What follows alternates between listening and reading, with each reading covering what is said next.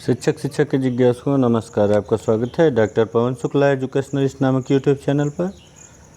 आज हम लोग स्टैटिस्टिक्स की बात करते हैं, सांख्यिकी की बात करते हैं अपने इस वीडियो के अंक में, जिसमें जानना चाहेंगे कि किस तरह जो आंकड़े कलेक्ट किए जाते हैं किसी सैंपल से। आप प्रतिदर्श के बारे में वीडियो पिछला देखेंगे तो जानते ही होंगे सैंपल यानी प्रतिदर्श क्या होता है।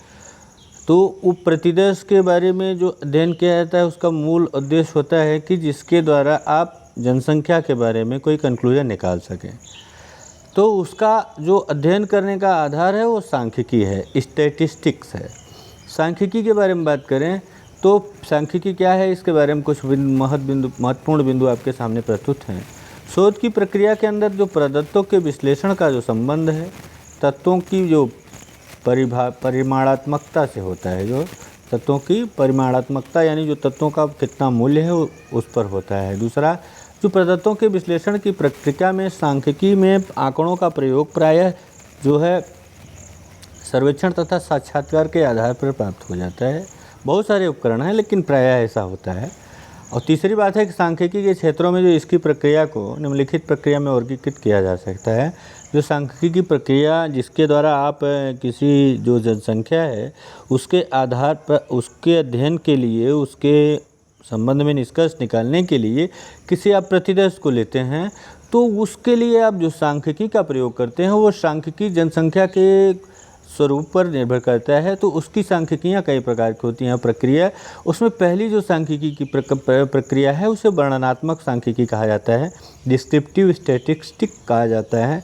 वर्णनात्मक सांख्यिकी उसे कहते हैं जिसका मुख्य कार्य संख्यात्मक डाटा का वर्णन करना होता है तथा यह रिसर्च में सबसे अधिक प्रयोग में लाया जाता है। इसका क्या काम होता है, जो संख्यात्मक डाटा है, जो नंबर में आपको आंकड़े मिलते हैं, उन आंकड़ों का वर्णन किया जाता है। जब तक उसका डिस्क्रिप्शन नहीं होगा, आपको जैसे आंकड़े रख दिए गए 3, 5, 7, 9, अब 3, 5, 7, 9 क्या है, अब बताना पड़ेगा आपको कि ये वर्णनात्मक सांख्यिकी बताएगी। जो 3, 5, 7, 9 है 10 अंक के एक पूर्णांक वाले परीक्षण पर जो 3, 7, 5, 9 4 विद्यार्थियों का या 4 लोगों का अंक है। दूसरा, इस सांख्यिकी के अंतर्गत वर्तमान में जो उपलब्ध तथ्य होते हैं उन तथ्यों का विभिन्न परिस्थितियों में संबंध निकाला जाता है, न कि उनके लिए किसी भी प्रकार के अनुमान को प्रदर्शित किया जाता है। ये वर्णनात्मक सांख्यिकी का काम है। और तीसरा है, इसके अंतर्गत केंद्रीय प्रवृत्ति जो होती है, टेंडेंसी, जो सेंट्रल टेंडेंसी होती है, उसके साथ साथ जो विचलनशीलता के माप तथा सहसंबंध इत्यादि को भी हम देखते हैं। जो विचलन किया जाता है, अध्ययन किया जाता है, वह विचलन उसमें देखा जाता है, तो उसे आप माप के साथ साथ, विचलनशीलता के माप के साथ साथ आप उसके सहसंबंध को भी देखते हैं। और अगली बात इसमें देखें तो जो अनुमानात्मक सांख्यिकी होती है, इन्फेरेंशियल स्टैटिस्टिक्स, अनुमानात्मक सांख्यिकी क्या है, अनुमानिक सांख्यिकी की जो प्रक्रिया में उसमें मुख्य रूप से जनसंख्या के संबंध में अनुमान लगाए जाने के लिए प्रयोग में लाया जाता है। इसका मुख्य काम क्या है, देखिए अनुमान लगाना क्या होता है। अनुमान का मतलब है कि वह पूरी तरह से सत्य नहीं है, पहले से ही आप जानते हैं इस शब्द का क्या तात्पर्य है। कोई भी बात कह रहे हैं अनुमान से आप कह रहे हैं तो वो आप पूरी तरह से मान नहीं रहे हैं, उसको आप भी पूरी तरह से कह नहीं रहे हैं कि 100% वो सत्य है। हाँ, सत्य हो सकता है, तो वो अनुमान की बात होती है। इसे किसी समष्टि यानी जनसंख्या से लिए गए जो प्रतिदर्श के बारे में जो तथ्य एकत्रित किए गए हैं उसके आधार पर जो कंक्लूजन निकाला जाता है, समष्टि के संदर्भ में जो कंक्लूजन निकाला जाता है उसका अध्ययन किया जाता है। जैसे आप एक बर्तन में रखे हुए पकने के लिए रखे हुए चावल को, सभी चावलों को आप देखते नहीं, उसमें से एक चावल निकालते हैं और दबा के देख लेते हैं पक गया है या नहीं पक गया है। तो इसी प्रकार से यहाँ भी होता है रिसर्च में भी कि जो जनसंख्या है, पूरी जनसंख्या का अध्ययन करना संभव नहीं होता है, तो उसमें से कुछ सैंपल्स ले लिए जाते हैं। सैंपल क्या होता है, कैसे लिया जाता है, इसका हमने वीडियो बना के डाला है, आप देख सकते हैं। तो उसके आधार पर जो अध्ययन किया जाता है आंकड़ों को इकट्ठा करके, उसको जो है आंकड़ों को इकट्ठा करके उसका प्रयोग किया जाता है। तीसरी बात है कि अनुमानात्मक सांख्यिकी का जो प्रयोग है वह शोध से प्राप्त आंकड़ों के अनुमान लगाने में और इन अनुसंधान के दौरान जो त्रुटियां हुई हैं उसकी जानकारी करने के लिए किया जाता है। इसके अंतर्गत जैसे आप एनोवा टेस्ट है, टी टेस्ट है, एफ टेस्ट है इत्यादि के होते हैं। प्राचलिक सांख्यिकी क्या है, पैरामेट्रिक सांख्यिकी क्या है?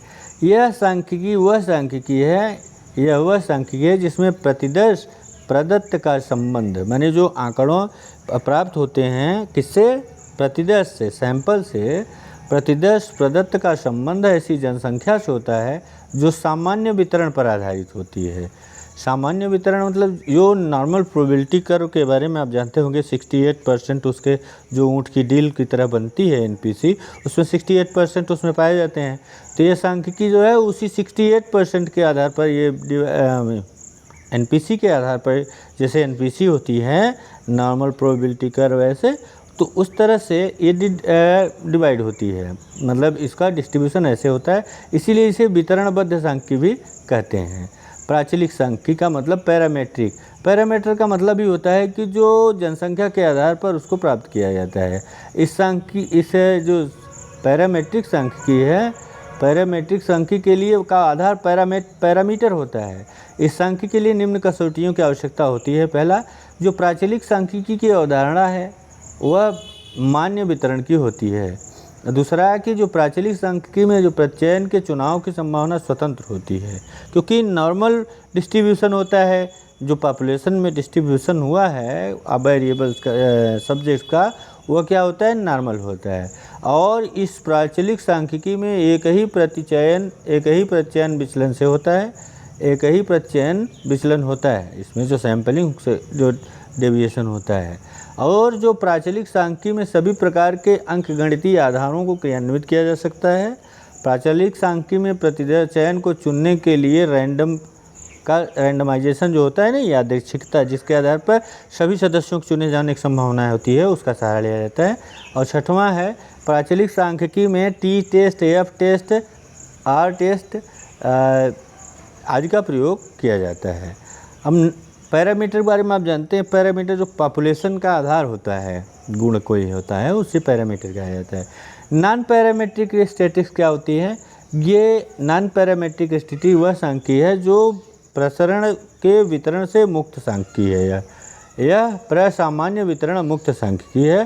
प्रसामान्य माने जो नॉर्मल प्रोबेबिलिटी डिस्ट्रीब्यूशन की बात की जाती है, उससे ये मुक्त होती है। इसके लिए मुख्य रूप से अपनी विशेषताएं ही उपयोगिता में होती हैं, न कि किसी अन्य तरह की प्रतिबद्धता होती है।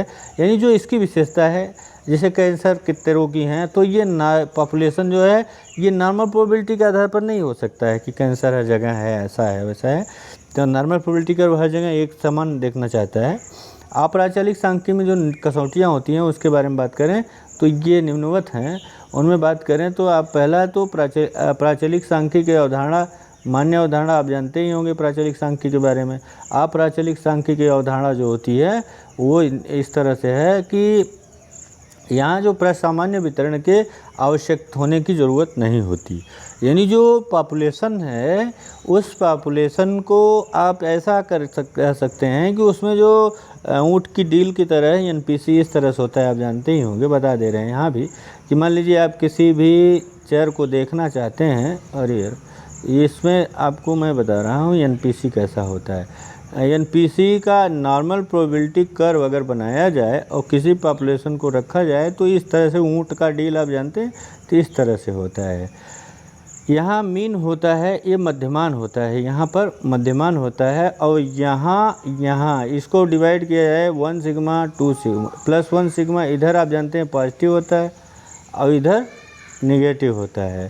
तो ये +1 सिग्मा है, +2 सिग्मा है, और यहाँ भी ये कर सकते हैं +3 सिग्मा है, इधर -1 सिग्मा है, -2 सिग्मा है, -3 सिग्मा है और -4 सिग्मा।